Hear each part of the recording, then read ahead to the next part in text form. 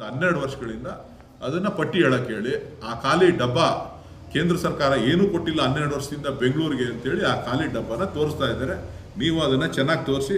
ಕರ್ನಾಟಕಕ್ಕೆ, ಬೆಂಗಳೂರಿಗೆ, ಕನ್ನಡಿಗರಿಗೆ ಕೊಟ್ಟಿರ್ತಕ್ಕಂಥದ್ದು ಖಾಲಿ ಡಬ್ಬ. ತೇಜಸ್ವಿ ಸೂರ್ಯ ಅವರೇ ಹಿಡಿದಿರೋ ಡಬ್ಬ. ಆ ಡಬ್ಬನ ಚೆನ್ನಾಗಿ ಪ್ರದರ್ಶನ ಮಾಡಿ ಹಾಕೋದಾ? ಈಗ ಹೇಳ್ತಲ್ಲಪ್ಪ, ಖಾಲಿ ಡಬ್ಬ ತೋರಿಸ್ತಾ ಇರೋದು ಯಾವುದು ಅಂತಂದ್ರೆ 12 ವರ್ಷದಿಂದ ಬೆಂಗಳೂರಿಗೆ ಕೊಟ್ಟಿರ್ತಕ್ಕಂಥದ್ದು ಖಾಲಿ ಡಬ್ಬವನ್ನ, ನಮ್ಮ ತೆರಿಗೆ ಹಣವನ್ನ ಲೂಟಿ ಮಾಡಿದ್ದಾರೆ. ಆ ಲೂಟಿ ಹಣವನ್ನ ವಾಪಸ್ ಕೊಡಕ್ಕಾಗದೆ ಇವತ್ತು ಡಬ್ಬ ತೋರಿಸ್ತಾ ಇದ್ದಾರೆ. ನಮ್ದು ಹೊಡ್ಕೊಂಡೋಗಿರೋ ದುಡ್ಡನ್ನ, ಪಳ್ಳೆ ಹೊಡೆದಿರೋ ದುಡ್ಡನ್ನ ಕೊಡಕ್ಕೆ ಹೇಳಿ. ಈಗ ತೇಜಸ್ವಿ ಸೂರ್ಯ ಹೇಳಿದ್ದನ್ನು ಪ್ರಸ್ತಾಪ ಮಾಡ್ತಾ ಇದ್ರೆ ಕೇಂದ್ರದ ಕಳೆದ ಬಾರಿ ಹೇಳಿದಾಗ ಸಿದ್ದರಾಮಯ್ಯ ಅವರೇ ಮೀಟಿಂಗ್ ಕರೆದು ದರ ಇಳಿಕೆ ಮಾಡಿದ್ರು. ರಾಜ್ಯ ಸರ್ಕಾರದ ಪಾತ್ರ ಇತ್ತು ಅಂತ ಹೇಳಿ. ರಾಜ್ಯ ಸರ್ಕಾರದ್ದು ಪಾತ್ರ ಇದೆ. ಈಗ ಬೋರ್ಡ್ ಮುಂದೆ ಕೊಟ್ಟಿದ್ದಾರೆ.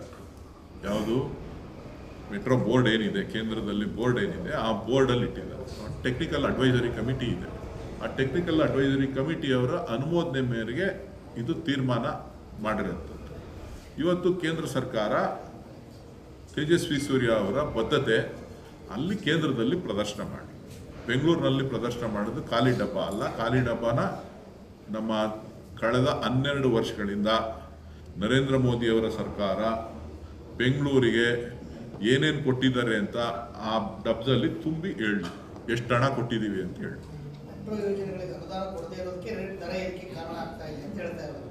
ನೋಡ್ರಿ, ನಮಗೆ 10% ಹಣ ಕೊಡ್ತಾರೆ ಅವರು. ಎಷ್ಟು ಪರ್ಸೆಂಟು? ಜೋರಾಗಿ ಹೇಳ್ರಪ್ಪ ನೀವು. 10% ಕೊಡ್ತಾರೆ ಮೆಟ್ರೋಗೆ.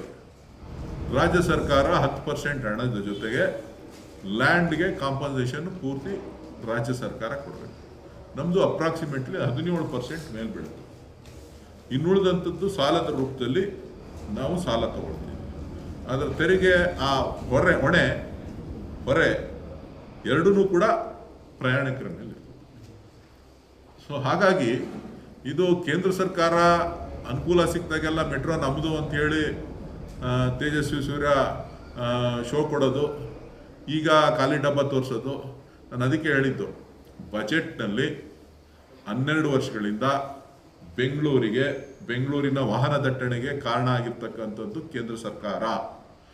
ನಮ್ಮ ITBT ತೆರಿಗೆ ಹಣ, ನಮ್ಮ ಬೆಂಗಳೂರಿನ ತೆರಿಗೆ ಹಣ, GST ಹಣ, ನಮ್ಮ ಇನ್ಕಮ್ ಟ್ಯಾಕ್ಸ್ ಹಣ, ಸುಮಾರು 5 ಲಕ್ಷ ಕೋಟಿ ರೂಪಾಯಿ ಹಣವನ್ನು ವಾರ್ಷಿಕವಾಗಿ ಅವರು ತೆಗೆದುಕೊಂಡು ಹೋಗ್ತಾ ಇದ್ದಾರೆ.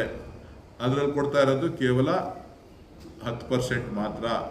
50,000 ಕೋಟಿ ಮಾತ್ರ ನಮಗೆ ಸಿಗ್ತಾ ಇದೆ. ಇನ್ನು ಉಳಿದಿದ್ದೆಲ್ಲನೂ ಕೂಡ ಅಹಮದಾಬಾದ್ಗೆ ಹೋಗ್ತಾ ಇದೆ, ಗುಜರಾತ್ಗೆ ಹೋಗ್ತಾ ಇದೆ, ಉತ್ತರ ಪ್ರದೇಶಕ್ಕೆ ಹೋಗ್ತಾ ಇದೆ. ದಯವಿಟ್ಟು ತೇಜಸ್ವಿ ಸೂರ್ಯ ಅವರು ಅಲ್ಲಿ ಪ್ರಧಾನಮಂತ್ರಿ ಮುಂದೆ ಎದೆಗಾರಿಕೆ ತೋರಿಸಿ ಭಾಷಣ ಮಾಡಿ ಹಣವನ್ನು ಕೊಡಲಿ. ಅಹಮದಾಬಾದ್ಗೆ 20% ಶೇರ್ ಕೊಡ್ತಾರೆ. ಎಲ್ಲಿಗೆ? ಮೆಟ್ರೋಗೆ. ಕರ್ನಾಟಕಕ್ಕೆ ಒಂದು ನ್ಯಾಯ, ಅಹಮದಾಬಾದ್ಗೂ ಒಂದು ನ್ಯಾಯ. ಕರ್ನಾಟಕಕ್ಕೂ 20% ಕೊಡ್ಬೋದಲ್ಲ? ಹೊರೆ ಕಡಿಮೆ ಆಗುತ್ತಲ್ಲ, ಸಾರ್ವಜನಿಕರ ಮೇಲೆ ಹೊರೆ ಕಡಿಮೆ ಆಗುತ್ತಲ್ಲ. ಆಗುತ್ತಾ ಇಲ್ವಾ? ಮಾಧ್ಯಮದವ್ರು ದಯವಿಟ್ಟು ಸಾರ್ವಜನಿಕರನ್ನ ಜಾಗೃತಿಗೊಳಿಸುವಂತ ಕೆಲಸ ಮಾಡಬೇಕು. ಧನ್ಯವಾದ.